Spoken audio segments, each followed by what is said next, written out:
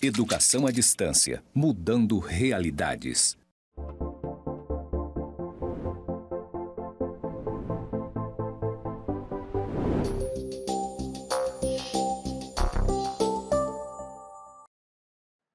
Olá, eu sou o professor Miguel e vamos à primeira aula da disciplina Estatística e Indicadores aplicado à gestão pública. Me encontro no estúdio do IFO Campus Zona Norte, Porto Velho. Ao fundo tem uma parede branca com pontos interligados.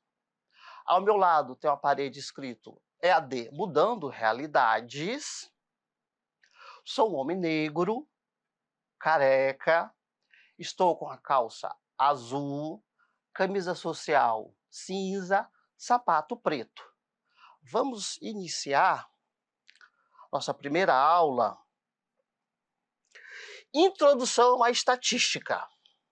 Primeiro, o que é estatística? A estatística é um campo da matemática que lida com a coleta, organização, análise, interpretação e apresentação de dados. Ela é dividida em dois grandes ramos. É estatística descritiva. Como o nome diz, descreve o que aconteceu, organiza e resume os dados para que possamos entendê-los. Por exemplo, a média de idade de uma turma, o gráfico de vendas do mês. A estatística inferencial usa os dados que temos para fazer previsões ou conclusões sobre um grupo maior. Por exemplo, pesquisas eleitorais, testes de eficácia de vacinas, etc. Vamos para os conceitos fundamentais da estatística. O primeiro grande conceito é população. População é um conjunto total de elementos que queremos estudar. Por exemplo, todos os habitantes do Brasil. Aqui é a nossa população. Amostra é uma parte da população. Como é quase impossível entrevistar todos os habitantes do Brasil, pegamos uma amostra, por exemplo, 2.000 pessoas para representar o todo.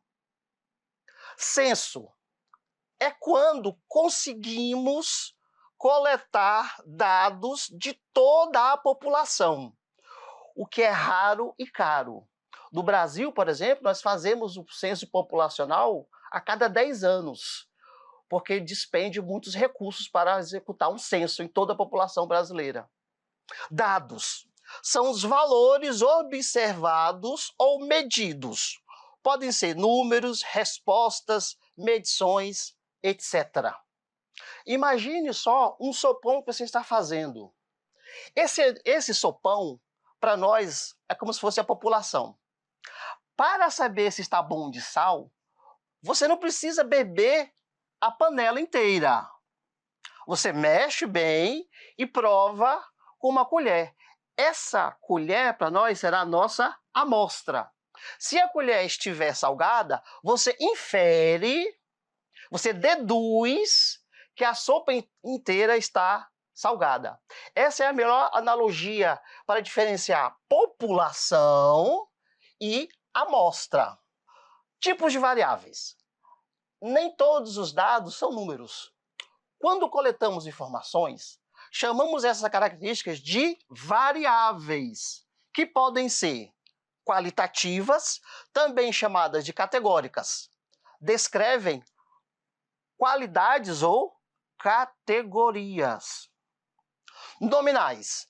Não existe ordem. Exemplo, cor dos olhos, marca de carro, fumante, não fumante. E nós temos também as variáveis ordinais. Existe uma ordem. Por exemplo, escolaridade, classe social, estágio de uma doença qualquer. Também nós vamos ter as variáveis quantitativas, também chamadas de numéricas. São expressas em números. Aí também nós temos como diferenciar a variável discreta. A variável discreta é aquela que tem contagens inteiras. Por exemplo, números de filhos, números de carro. Não existe meio filho, tá? Então aqui eu tenho uma variável discreta. Agora uma variável contínua. São medidas precisas que precisam ou podem ter vírgula. Por exemplo, altura, peso, salário, temperatura. Essas são variáveis contínuas. Nós vamos fazer gráfico utilizando ora variável discreta, ora variável contínua. Vamos fazer, além de gráfico, vamos fazer também tabelas. Então aqui eu coloquei algumas questões para nós já irmos exercitar os conceitos que eu acabei de falar. Aqui ele pede para você classificar as variáveis em qualitativas ou quantitativas, contínuas ou discretas. Vamos lá. Letra A. Número de partida num torneio esportivo. Essa é uma variável quantitativa, porque eu posso atribuir o número, e ela é discreta, porque no número de partidas não existe meia partida, ela é um número inteiro. Letra B, diâmetro interno de uma tubulação. Ela é quantitativa, você expressa com número, e ela é contínua, pode ser um número com vírgula. Agora, cor dos cabelos. Cor dos cabelos é uma variável qualitativa. Eu não consigo expressar através de número. Número de filhos de um casal é uma quantitativa, porque eu coloco número, e ela é discreta. Outro exemplo, número de ações negociadas no dia na Bolsa de Valores. Ela é uma quantitativa e ela é discreta. Outro exemplo, teor alcoólico de uma bebida. Ela é quantitativa contínua. Ela é contínua porque é um número que tem vírgula.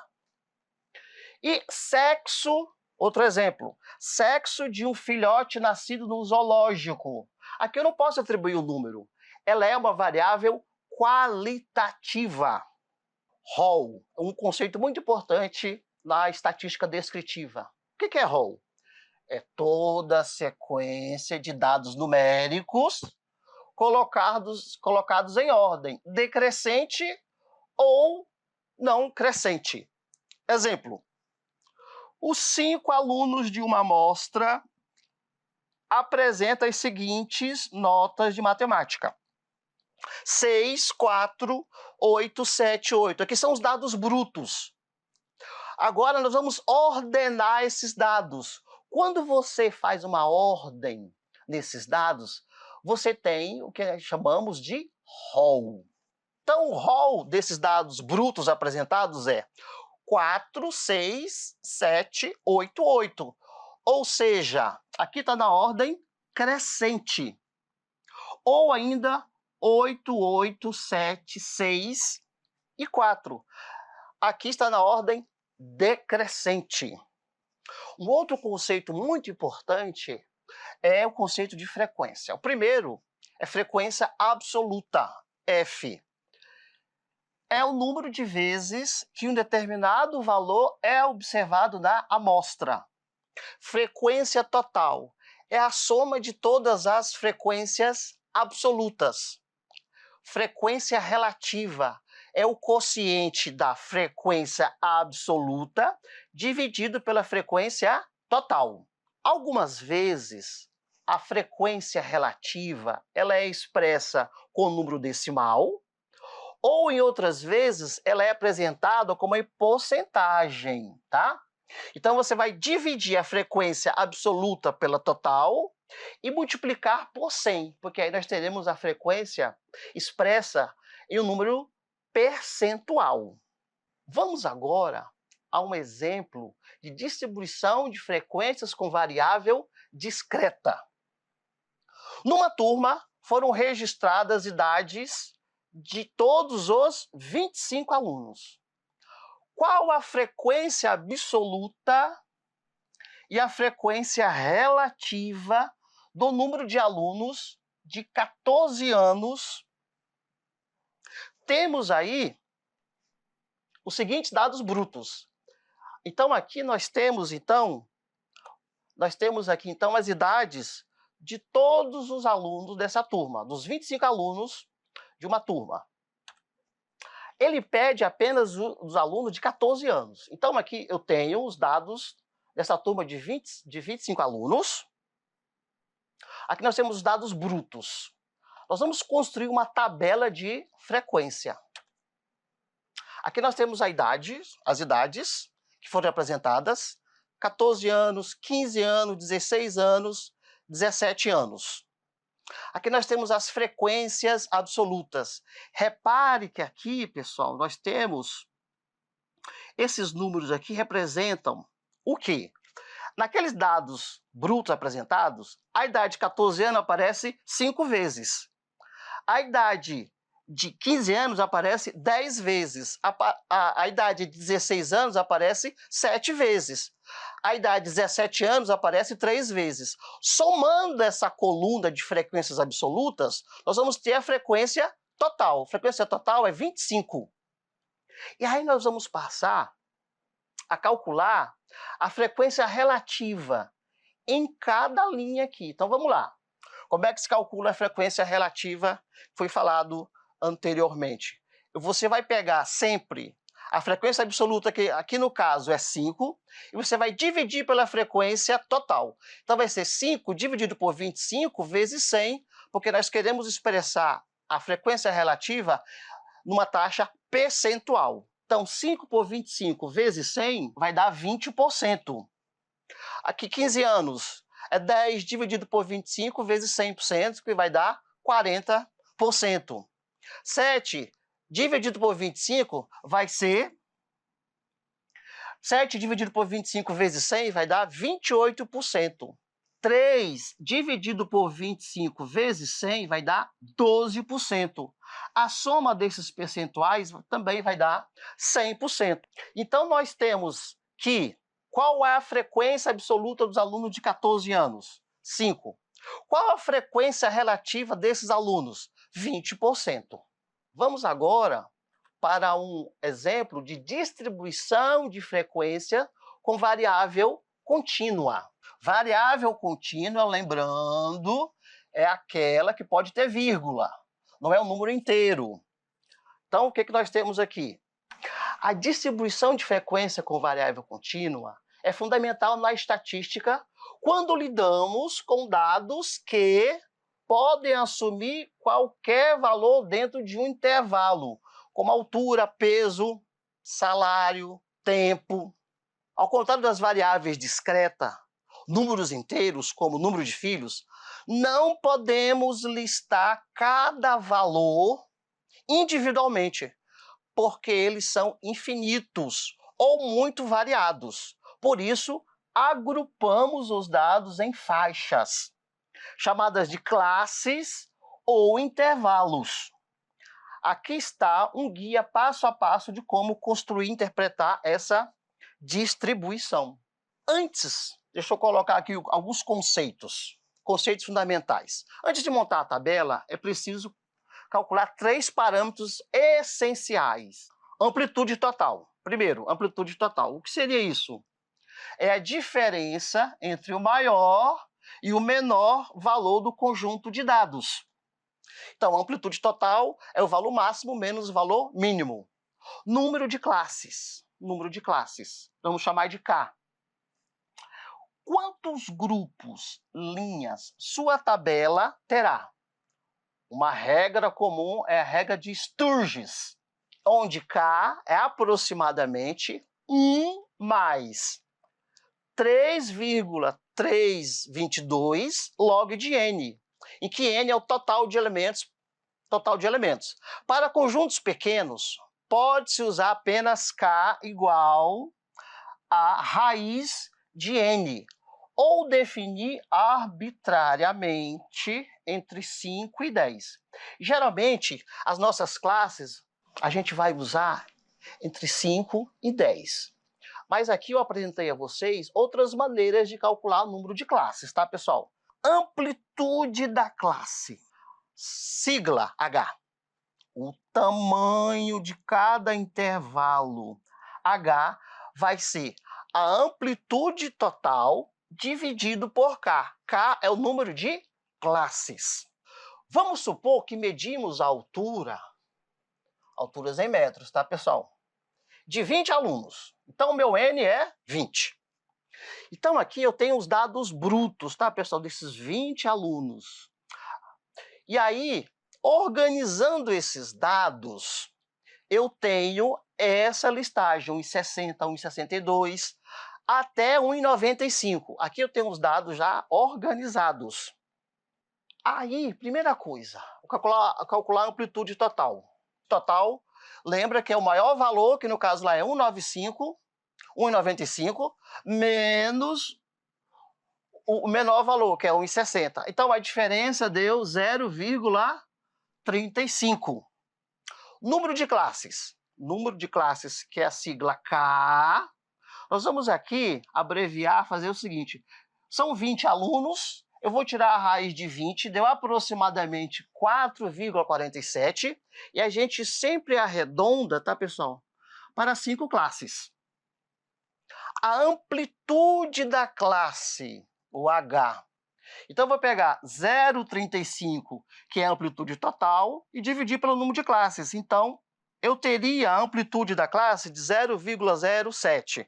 Mas, para facilitar nossos cálculos, nós vamos arredondar para 0,08. Vamos lá. Construção dos intervalos. Começamos pelo menor valor, 1,60. E vamos somar 0,08. Sucessivamente. Então, nós vamos usar muito essa notação aqui, ó. Essa notação significa inclui o valor da esquerda e exclui o da direita. Exemplo aqui, então. Aquela distribuição que nós tínhamos de 20 alunos, começando com 1,60 até 1,95, ficou distribuído dessa maneira, então. Nós começamos com 1,60, depois somamos mais 0,08, dá 1,68. E esse 1,68, tá, pessoal, ele não faz parte da primeira classe, ele está na outra classe. Então, repare que essa notação significa que você inclui o valor da esquerda e exclui o da direita. Então, você repete sempre o da esquerda aqui, ele volta para a outra classe, vindo da esquerda para a direita. Então, a nossa classe, a nossa distribuição ficou dessa maneira. Então, eu tenho o tamanho, a amplitude 0,08, e eu tenho 5 classes que nós calculamos anteriormente. Então, nós vamos ter aqui, nesse exemplo, aqui eu tenho uma tabela, tá, desses 20 alunos. Aqui eu tenho 5 classes, tá, pessoal? Eu tenho 5 classes. A amplitude, então, que nós calculamos, ficou 0,08. Então, vamos lá. 1,60 a 1,68 é a nossa primeira classe. Quantos tem essa altura? Quantos estão nesse intervalo de 1,60 a 1,68? Eu tenho 5 alunos. De 1,68 a 1,76, eu tenho quantos alunos? 6. De 1,76 a 1,84, eu tenho 4 alunos. De 1,84 a 1,92, eu tenho 3 alunos. De 1,92 a 2 metros, eu tenho apenas 2 alunos. Então, aqui eu tenho a frequência absoluta, que é o F ou FI. Aqui eu teria a frequência relativa. A frequência relativa, nós já aprendemos como calcular a frequência relativa. Você pega a frequência absoluta, divide pela frequência total. E você vai multiplicar por 100. Ou seja, alunos que estão entre 1,60 e 1,68 representam 25% da nossa distribuição. Entre 1,68 e 1,76 representam 30%. De 1,76 a 1,84 representa 20%. De 1,84 a 1,92, 15%. De 1,92 a 2 metros, 10%, totalizando aqui a coluna 100%. E nessa última coluna aqui nós temos a frequência acumulada. Como é que nós vamos calcular a frequência acumulada? Você vai repetir a primeira, que é 5, repete ela aqui, depois você passa a somar com a próxima. Então, 5 mais 6 dá 11. 11 mais 4 é 15. 15 mais 3 vai dar 18. 18 mais 2 vai dar 20. Aqui no final tem que dar 20, que é a nossa frequência total. Aqui, pessoal, nós temos algumas legendas que eu quero reforçar com vocês. Então, quando eu falo em FI ou F, eu tenho a frequência absoluta. É uma contagem simples, é quantas vezes aparece. Então, o conceito é contagem simples de quantas vezes os dados estão naquele intervalo.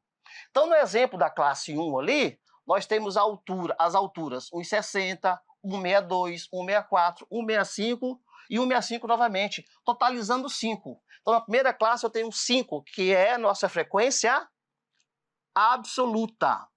Repare que 168 vai para outra classe, para a próxima classe. O que é a frequência relativa?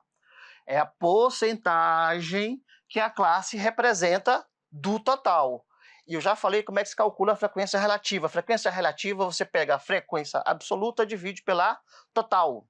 Frequência acumulada, a soma da frequência atual com as anteriores. Ela é muito útil para responder: quantos alunos têm menos de 1,76? Quando você sabe a frequência acumulada, fica muito fácil responder a essa pergunta. Quantos alunos têm menos de 1,76? Bons estudos, pessoal. Até o nosso próximo encontro.